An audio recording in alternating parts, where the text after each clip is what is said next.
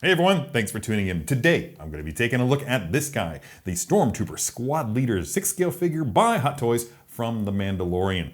Let's see how he turned out. Greetings. Please log in. Username authorized. Alright, first up as always is the box. And it's pretty much everything we've come to expect. Nothing new here, just the angled window onto a photograph of the figure itself. Hot Toys does break up the standard box with a cigar band, typically one that's indicative, thematic if you will, of a particular genre of figure within the Star Wars canon, so to speak.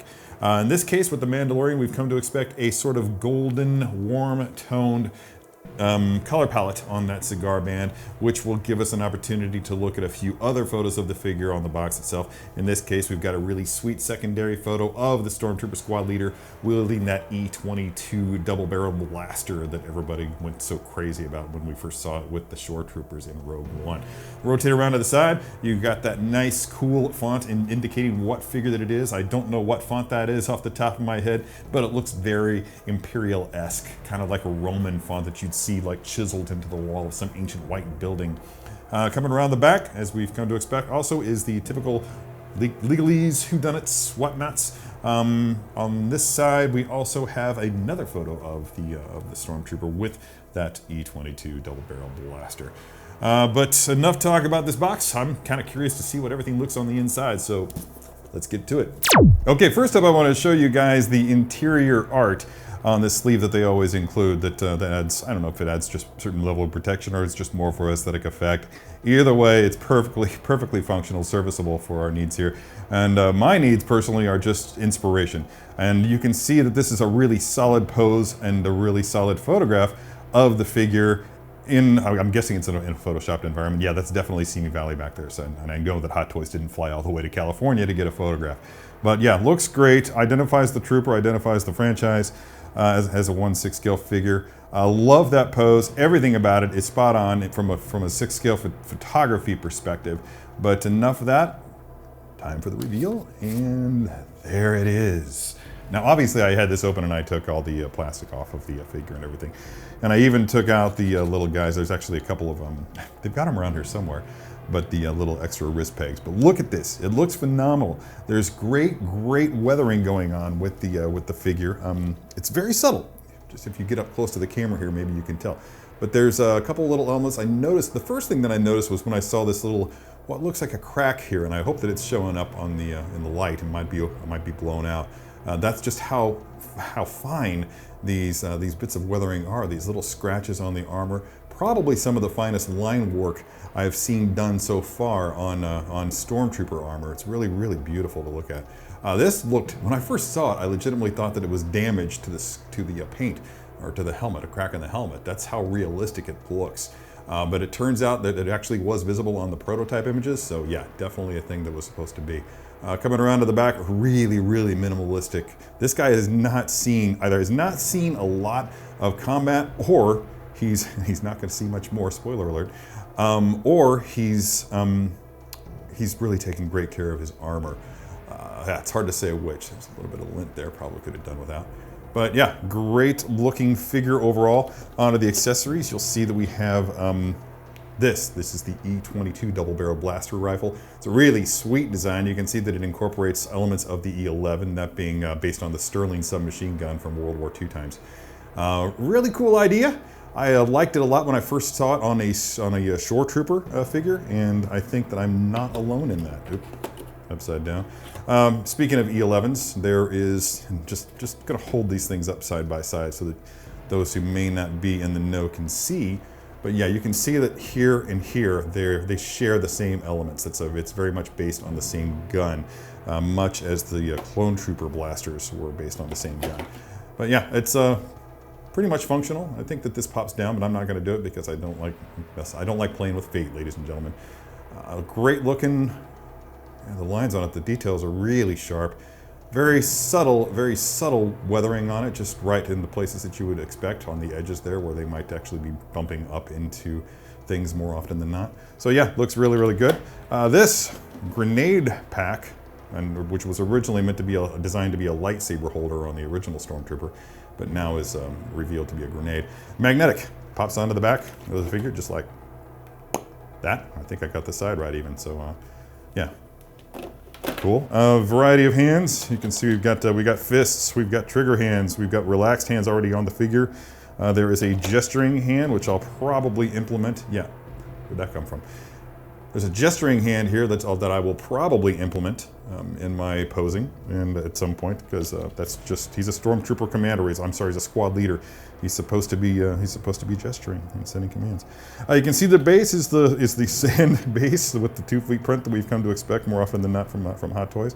But yeah, moving forward, let's go ahead and get this thing onto the table, actually this table, and let's do a round of poses with it. All right, here's the Stormtrooper squad leader out of his box. So cool. Really love the leather look of this pauldron is really on point. It's really strong looking shiny leather shiny black leather, not quite patent leather going on right here, and just a natural reading orange. The shine on it, the efficiency of the surface of it is really solid here. One thing I want to talk about briefly is this E22. I went back and rewatched that scene, or that whole battle sequence in the tragedy, and for the life of me, I couldn't find a single trooper that was carrying an E22. They were all sporting the classic E11 blaster, which is fine. I love that. If you just think about it though, if you had taken this gun out of the alignment, you'd have 5 hands on E11, the grenade, and that's it. So instead, you've got this E22, which before this, and I think this is still accurate, but before this had only been included with the Shore Trooper 6-scale figure, the original release of the Shore Trooper.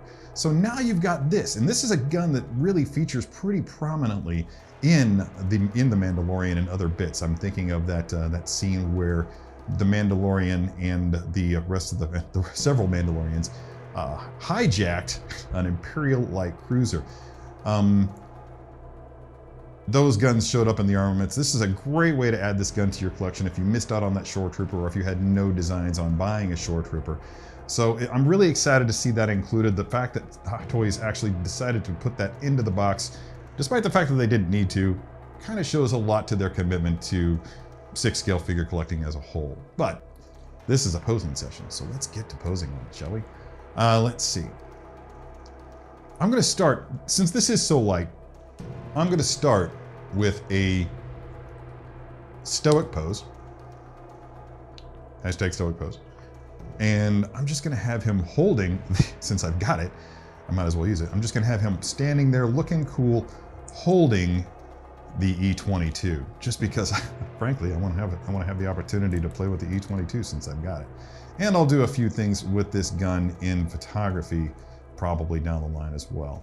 You can see the hands are really tight, and they're going to grip that, the gloves are going to grip that grip like a glove. Say that 10 times really fast. Okay. Notice that I opted to put the gun onto the hand before putting the hand onto the figure. I think that's a really effective way to save yourself a good deal of frustration. Dropping the figure is not something that anybody ever wants to do, so let's see. Everything's just so snug, so if there's anybody that had any concerns about hands falling off or anything like that, they're unwarranted. So let's see, I've got this. Pose done, just kidding. And I think I'm also going to include this. Yeah, let's have him gesturing. I did mention earlier in the video that I might have him gesturing with this hand, and I think I'm actually going to make that happen. Let's go ahead and get this on there. Again, pretty snug fit. Now, when you're dealing with a figure that has armored bits that are loose and pop off like that, if you grip it here and try to put the hand on, then of course, well, that's self-defeating. So kind of slide that up, this armor bit up, and then grip it sort of like here by the elbow. That gives you, when you're pushing back against this part, that gives you the leverage that you need to get that guy onto there. And I think that that's fully on. It is now. All right, one way or the other. So, just a command museum pose, command gesturing museum pose. Let's get his hand up here. Let's bring that arm out level. And like he's, well, quite saying, flank them, you idiot! I really, really wanted to use that line during this sequence. sort of get... Do I want it this way? Yeah. Yeah. Get his legs slightly apart. Don't want the feet to be parallel, but don't want him to look like he's got duck feet either. So just go ahead and rotate that torso. Now, when you have multiple armor bits, like this cod piece followed by this midsection and then the chest and the belt, you kind of want, and you're going to do a torso rotation, you kind of want to rotate them in increments. So sort of start with the belt, rotate that around, rotate this a little bit further, and rotate this a little bit further. And that way, no one single piece of armor seems to be more off-center than the rest. You can just see that little line starting at the cod piece going up. This one is slightly off-center, that's more off-center, and that's actually leading the direction. So I'm gonna have, let's see, what would look like he's doing that. That's the gesture that we want with his hand. So let's find out which direction. Oh, I got lucky. I think I got lucky. No, I did not. Okay. Let's go ahead and bend that. Jeez. The thing is you can't see the wrist peg, so you kind of have to do it by touch. Let's just lower that down and get that out there. Again, I don't like things to be straight. I don't like straight lines. I'd like to use every piece of articulation that I can in a figure when I'm posing. But this could be, this first pose here, could be something that you would find attractive on a shelf. So let's go ahead. I'm going to take this down here, move this leg out a little bit more, just kind of get a little bit more dynamic action there. And with a pose like this, you don't actually need, this is a pretty stable figure. Look how solid that is. Yeah, that thing's not falling. So there's your first pose, and it's a solid one. And I really dig it. Something I should have mentioned earlier in the video is that this is more than just a repaint of the Hot Toys Stormtrooper with the orange pauldron that we saw them release many years ago. It's a great figure, but this figure incorporates all the changes that were made in the screen-used Stormtrooper armor when the filming of Rogue One began. Those changes were implemented to allow more range of motion for the people wearing the armor. They were able to sit down for a change. And those changes add to the overall range of motion of the figure itself, so that translates into 6 scale as well. Additionally, a lot of the edges for the details are much sharper than they were on the original screen-used costumes, and it looks like that's translated here as well. So really strong-looking armor, nicely updated for the modern era, and I really appreciate that. I know for a fact that it's going to look really strong situated with the rest of the troopers on my shelf, and there are a lot of them, so this thing is really going to pop. Additionally, this presents, since the orange pauldron is such an icon for Star Wars troopers, this is a great way for newcomers to the hobby to implement an orange pauldron trooper to their collection.